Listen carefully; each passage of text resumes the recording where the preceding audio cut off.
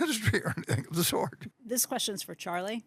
It comes from Stephen Tedder in Atlanta. He's been a Berkshire shareholder for 10 years and says, you and your friend Li Lu have been very optimistic with respect to investing opportunities in China. BYD has performed spectacularly for Berkshire since its initial purchase in 2008 and is currently valued at $5.8 billion. The Daily Journal recently bought a large position in Alibaba after founder Jack Ma had been reprimanded by the Chinese Communist Party, and Ma's other company, Ant, was not allowed to proceed with its IPO.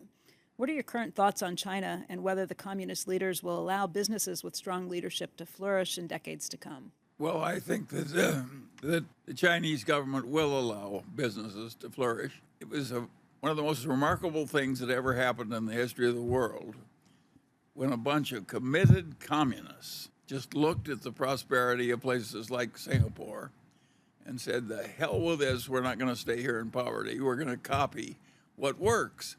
And they changed communism. They just accepted Adam Smith and added it to their communism and said, now we have communism with Chinese characteristics, which is China with a free market with a bunch of billionaires and so forth. And they made that shift. They deserve a lot of credit. Warren and I are not quite as good at that as changing our minds in many cases. Yeah. And that was a remarkable change coming from such a place. And of course, it's worked like gangbusters. It had this enormous growth in the average income of the average Chinese. They've lifted 800 million people out of poverty fast. And there was never anything like it in the history of the world. So my hat is off to the Chinese. And I think they will continue to allow people to make money. They've learned it works. The Chinese, I loved what the guy said in the first place. I don't care whether the cat is black and white as long as it catches mice. That's my kind of talk. In that list of the 20 most valuable companies, just 3 are Chinese. Now, if you're looking out 30 years, how many do you think will be Chinese? My guess is more.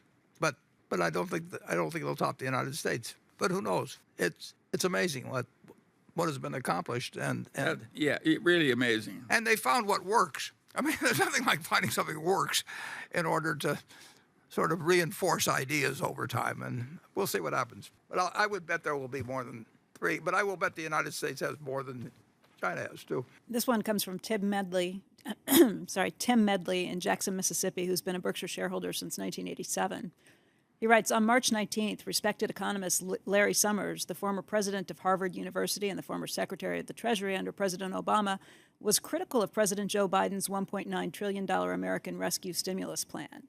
In an interview with Bloomberg Television, he said, I am much more worried that we will have more inflation or that we will have a pretty dramatic fiscal monetary collision. This goes way beyond what is necessary. He said also, this is the least responsible macroeconomic policy we've had in the last 40 years. Your thoughts? You're asking me on that? He didn't write to who, so is anybody on the stage?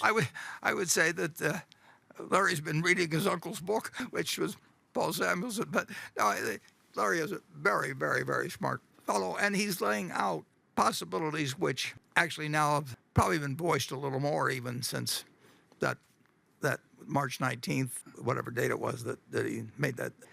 You can't just do one thing in economics. And if we really could shovel out more and more debt, and the carrying cost turned out to be something very low. People thought Japan couldn't do what they've done, but it used to be called the Widowmaker and around Solomon, and people were shorting Japanese bonds. But the answer is we don't know, but Larry's view is an important view, and it's just as good as probably the view on the other side might be. We don't know what happens from the present policies. We do know, as Jay Powell said the other day, the idea that 100% of GDP was some terribly dangerous level in terms of debt, and that doesn't really make a whole lot of sense now, and that used to be kind of accepted wisdom. We've learned that a lot of things we thought before weren't true, but what we haven't learned yet is whether what we're doing now is true. And the best thing to do is recognize you don't know and proceed in a way where you get a decent result no matter what happens, and that's what we try and do at Berkshire Hathaway. We do not think we can make money by making macroeconomic predictions. We do think we can we do think we can be pretty darn sure we'll get a reasonable result under policies that will not maximize result if we could do that sort of thing. It's not at all clear whether Larry is right or wrong, and He's a smart man, though. he is a smart man. Yeah. And it's courageous of him to raising it to. He's practically the only one talking that way, which I admire, by the way. Yeah. It guarantees he won't get a position in the administration. Yes. Well, that's one of the reasons I admire him. Yeah. And not that there was anything wrong with having a position in the administration, but I think people who kind of tell it the way they think it is, I like it.